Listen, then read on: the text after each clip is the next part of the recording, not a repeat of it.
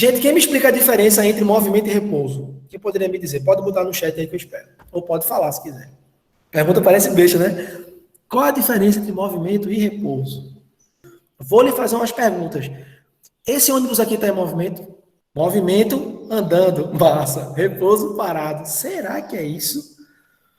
Jonatas, tudo indica crer que é, né? Mas será que movimento é isso mesmo? E se eu estiver andando e mesmo andando eu estiver parado? É doido, Ronaldo. Isso é possível. É o que eu estou dizendo. Se eu estiver andando e mesmo andando eu estiver parado, pode? Eu quero que vocês me expliquem. Esse rapaz aqui que está aqui sentado, ele está parado ou está em movimento? Opa, começou a entender agora. Depende da perspectiva. Pronto. O que é, agora você chegou no ponto, viu, meu querido João? É isso aí. O que é movimento e repouso? Movimento e repouso depende da perspectiva. E essa perspectiva é exatamente o que Jamile botou aí, ó. Referencial. Foque nessa palavra. Perfeito, Jamile. Obrigado, filha. Referencial. O que é referencial? É a perspectiva de quem observa. Referencial é isso. Esse cara aqui, para ele, essas pessoas estão em movimento. Para ele, sim. Agora, essa mulher, em relação a ele, ela está parada. Por que ela está parada? A explicação é essa, veja. Tá aqui, a mulher e o homem. Escute. Ronaldo, o ônibus está em movimento? Tá. O ônibus está em movimento para a terra. Está em movimento para a terra. Está. Agora, essa mulher e esse homem, a distância entre eles, por mais que o ônibus se desloque, a distância entre eles está mudando? Não. A distância é a mesma. Então, a posição dele para ela, a posição não muda. Então, para ela, ele está parado. Entendeu? E para ele, ela está parada. É o referencial. Então, o ônibus está se movimentando, tá? Mas as pessoas dentro do ônibus, supondo que elas estão sentadinhas, tranquilas, elas vão olhar uma para as outras e vão ver as pessoas na mesma posição. Enquanto a posição perdurar, em relação ao referencial, o corpo está parado. Interessante. Imagine 2 aviões voando ali, velocidade altíssima, e faltou o combustível de um avião. Tem que fazer o quê em pleno ar? Se não der tempo de descer para abastecer, há casos que o abastecimento é feito em pleno voo. Que física, fica aí, pessoal.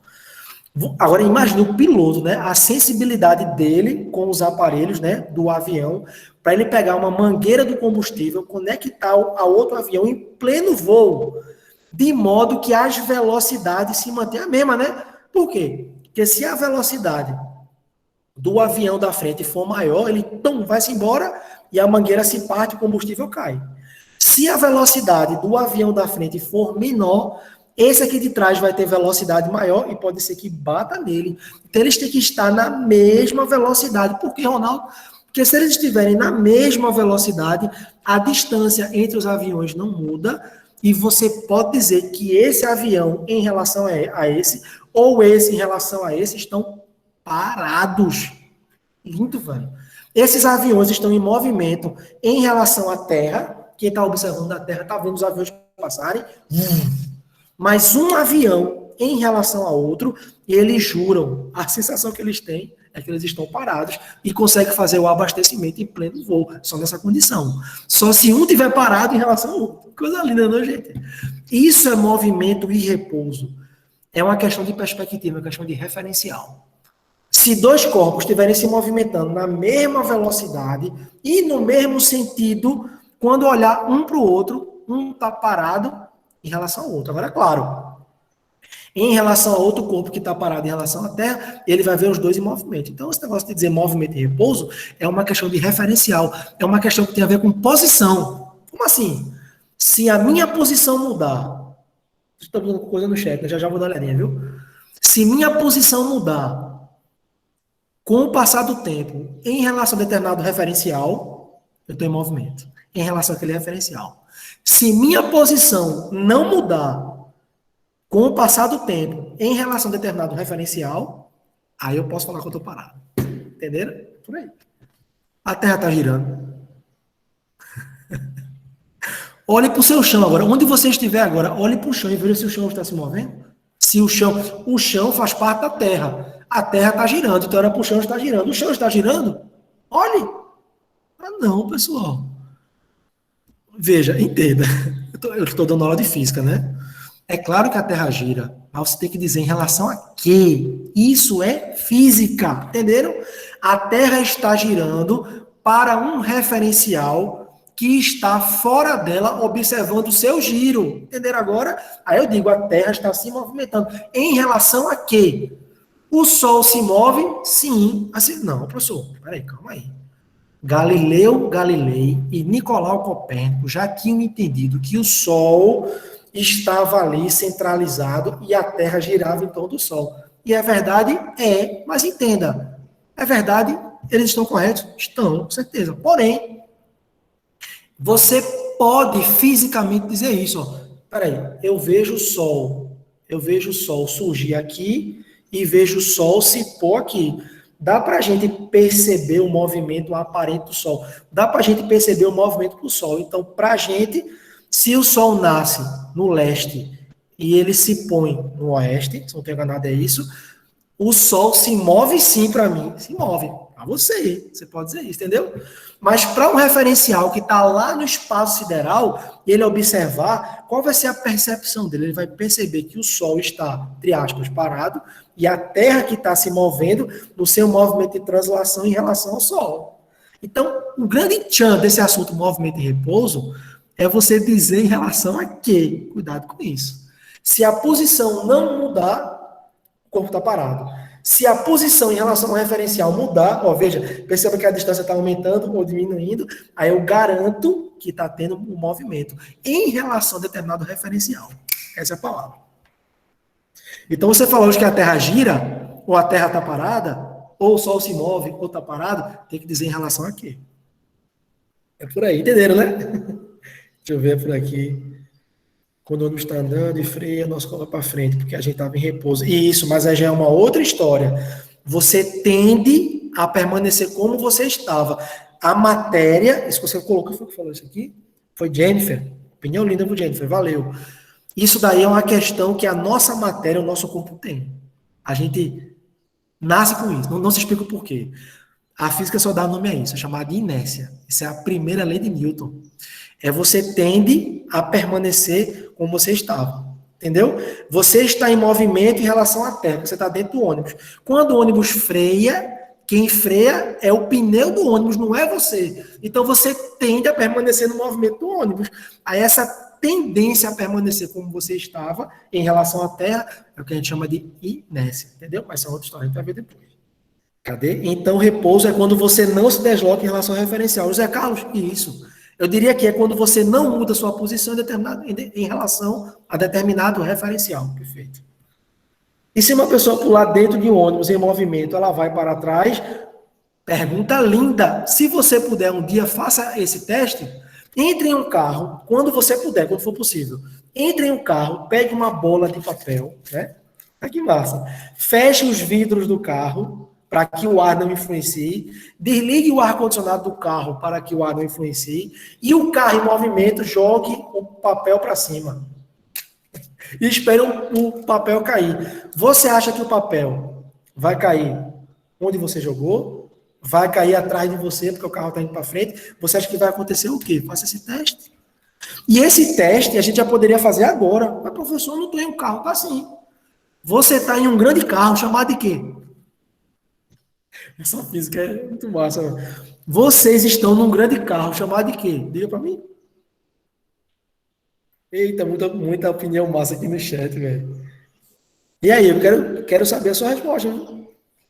Nós estamos em um grande carro. Estamos. Como se chama esse grande carro? A Terra é um grande carro, exatamente. E a Terra, além de estar girando em relação ao Sol, ela está transladando em relação ao Sol. Então a gente está dentro de um carro, um grande carro em movimento.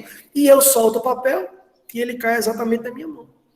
Sabe por quê? Porque esse papel, ele tem exatamente a velocidade de translação da Terra. A gente não sente porque estamos com essa velocidade.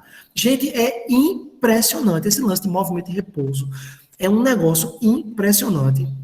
Há muito tempo atrás, deixa eu lembrar quando foi, acho que foi em 2009. Eu fiz uma viagem, uma excursão lá para a Bahia, para a Chapada Diamantina, uma excursão pedagógica, onde a gente ia estudar lá na Chapada, né? É um local muito interessante, tem muita caverna para você olhar, tem muita montanha, tem muita coisa para você explicar a ciência, para você estudar geografia, estudar matemática, fazer cálculo, você estudar física. Aí foi uma viagem pedagógica, essa foi a viagem do meu sonho, nunca vou esquecer. Impressionante que essa viagem, ela me marcou muito, porque foi a primeira vez que eu viajei de avião. Nunca tinha viajado de avião. Aí fui nessa viagem, viajando de avião, né? Medo da conta tal. Mas, gente, impressionante. Teve um determinado momento durante a viagem que eu, por curiosidade, perguntei: gente, esse avião está numa velocidade de quanto? Aí esse avião tinha um monitor nele, tá? Quando você senta, aí tem um monitor na frente, que ele mostrava, né? Temperatura, umidade do ar, umidade relativa do ar, velocidade do avião. E quando você olha, observa a velocidade do avião, adivinha quanto de velocidade? Gente, vocês vão correr para trás agora. 900 quilômetros por hora. Imagine um carro a 120 quilômetros por hora. Você já vê que é rápido, né? Você está dentro do carro, 120 quilômetros por hora já é muito. Agora, imagine um avião se deslocando, voando 900 quilômetros por hora. E eu estava dentro dele sem sentir absolutamente nada. Por quê? Sabe por quê? Eu não sentia nada. Eu poderia andar dentro do avião, sentadinho ali, não sentia nada. Por quê? Porque eu tinha essa velocidade. Eu tinha os mesmos 900 km por hora em relação à Terra. Então, se eu tinha 900 km por hora dentro do avião, e o avião está com os 900 km por hora, o avião para mim e eu para o avião estamos o quê? Parados. Impressionante isso. É isso que eu digo, que esse conceito de repouso e movimento, eles dependem do referencial. O avião, para mim, com 900 km por hora, como eu estava dentro dele, com a velocidade dele, para mim, ele estava parado. Por isso, respondendo sua dúvida, acho que foi o João que botou aí, se eu pular, eu vou cair no mesmo lugar. Por quê? Porque eu tenho a velocidade, exatamente a velocidade do local que eu estou dentro. Então, para mim, e o local, a gente está parado em relação ao outro. Eu espero ter respondido a tua dúvida, tá certo, João? Só você que botou aí. Aí colocarei agora aí. Coloca a mão para fora. Não faço, não. Deus o livre. Cadê? Exatamente. Muito bem, minha querida Cibele. Se você botar a mão para fora, aí vai ter influência do ar. A sua mão vai se embora. Se você botar a mão para fora, você vai ter dentro. Porque é assim, né? Quando você está num local bem alto, lá em cima, o ar ele existe, mas ele é rarefeito. Ele não é tão intenso o ar lá em cima como aqui embaixo, entenderam?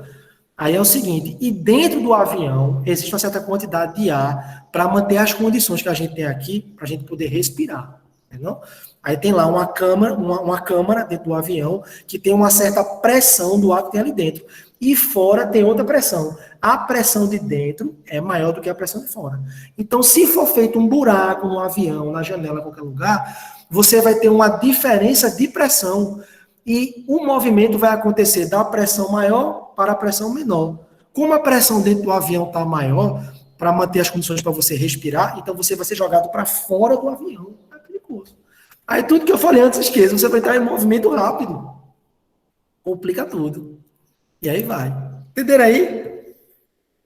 Por isso, exatamente, o pessoal é puxado para fora do avião por causa da diferença de pressão. A pressão do ar dentro do avião é diferente da pressão do ar fora do avião. E o movimento acontece da pressão maior para a pressão menor. Mesma coisa, meu querido, que foi que falou isso aqui, meu querido José Carlos, mesma coisa são os nossos batimentos cardíacos. À medida que o coração vai batendo, a gente vai lançando sangue para as nossas veias e você tem a pressão sanguínea, né? E aqui fora, a pressão do ar no meu braço e a pressão sanguínea dentro das minhas veias, dentro dos meus vasos sanguíneos, elas se equilibram. Essa igualdade de pressão faz com que o sangue continue circulando pelo meu vaso. Agora, se eu for para o vácuo é um local sem resistência do ar, sem ar, por exemplo, no espaço. Se eu for lá sem roupa nenhuma, se o meu braço ficar exposto ao vácuo, lá não tem ar. Então a pressão aqui é zero. Então quando o meu coração for batendo e o sangue for indo para a artéria, o meu braço vai começar a inchar. Cada batida do meu coração é um inchaço que vai dar na minha no meu vaso, vai enchendo de sangue, pressão até explodir. Bum. Então, se a gente tivesse no vácuo, sem pressão, a gente ia explodir de dentro para fora, porque a pressão dentro é muito maior que a pressão fora, já que no vácuo não tem pressão, não tem ar. No avião é muito parecido, só que no avião tem ar, só que o ar de fora é menor. E a pressão de dentro do avião é maior. Por isso que o movimento é de dentro do avião para fora. Deus o livre, se alguma coisa abrir, você vai ser lançado para fora, tem que se agarrar em alguma coisa. Tem que se agarrar em alguma coisa, por aí. Massa, né, Sibélia? A física é linda mesmo, velho. Show de bola, velho. Aprenda. Por isso que você tem que usar cinto de segurança no avião, entenderam? Não é só protocolo besta, não. Gente, os protocolos de segurança existem para serem obedecidos, a gente tem que seguir.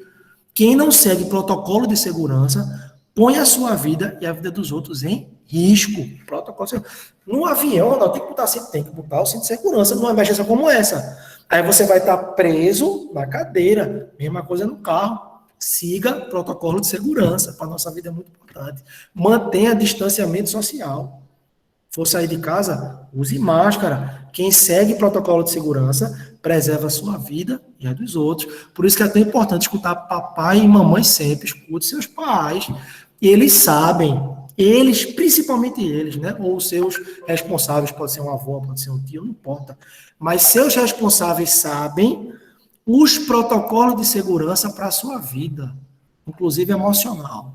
Escute eles. Quem não escuta a mãe só se ferra. Por isso não é assim a vida.